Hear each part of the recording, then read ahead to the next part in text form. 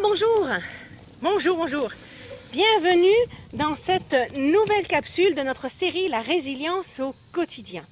Aujourd'hui, je vais vous parler de bouger plutôt que de procrastiner. Vous savez, quand on vit des soucis, comme tout le monde en vit, vous le savez sûrement, on a tendance à se mettre en petite boule dans un coin en espérant que ça s'en aille de soi-même. Ou à tout le moins, on a tendance aussi à ruminer ça dans sa tête et à trouver des solutions. Dans le meilleur des cas, on essaye de trouver des solutions. Mais on essaye de les trouver intellectuellement. Et puis évidemment, ça ne marche pas forcément. Et là, on rumine, on est anxieux, toutes sortes de choses.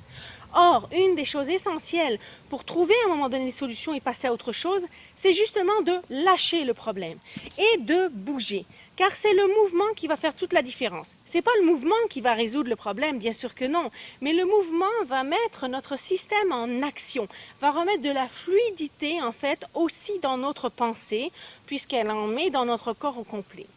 Et puis ça permet de prendre soin de son corps, ça permet de prendre soin de soi, de se donner suffisamment d'importance pour prendre soin de soi d'abord avant de résoudre les problèmes qu'on veut toujours résoudre avant tout le reste, même quand ce n'est pas toujours possible.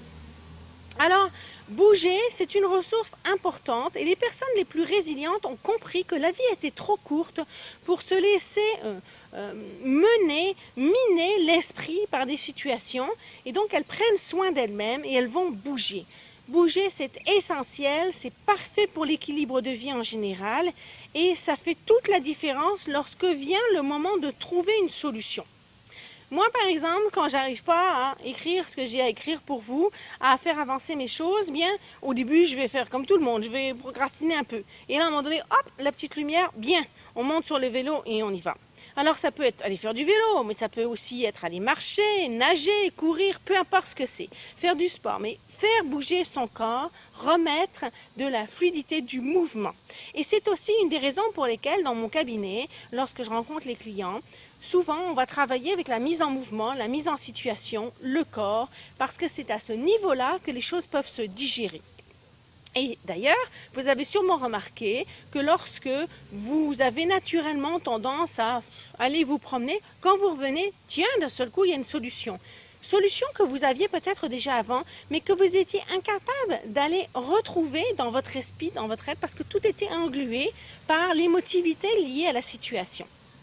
Alors, souvenez-vous de cela, au quotidien, prenez le temps, jour après jour, d'aller bouger votre corps, d'aller le stimuler, parce que ça va permettre, lorsque des choses plus difficiles vont intervenir, vont arriver dans votre vie, ça va permettre que naturellement, vous ayez cette tendance de dire, ok, je vais me reculer un peu du problème et je vais aller ensuite de ça retrouver la situation avec un nouvel angle de vue, avec une nouvelle approche, parce que j'aurais pris cette distance nécessaire-là.